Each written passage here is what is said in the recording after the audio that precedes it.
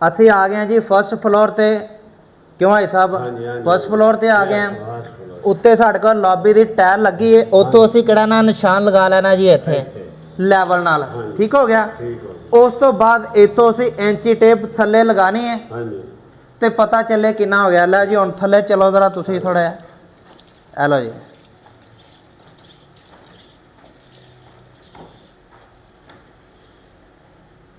ਥੋੜਾ ਬਰਾਬਰ ਕਰੋ।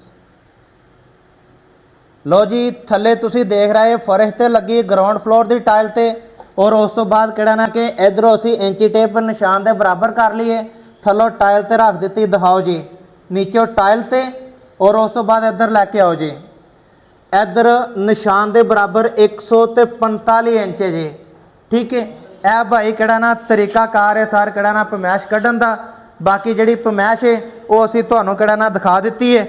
ठीक है मेरे भाई, यह कोई काम मुश्किल नहीं है। माशाल्लाह उस्तादां कोलों काम सीखिया ते अज करते पे हैं। और यह जिहड़ा फाइनली पमैश है ना जी, यह तुसीं चैक कर लो।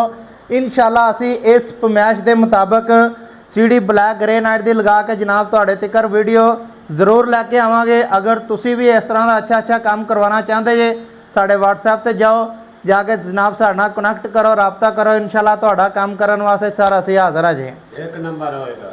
हाँ जी।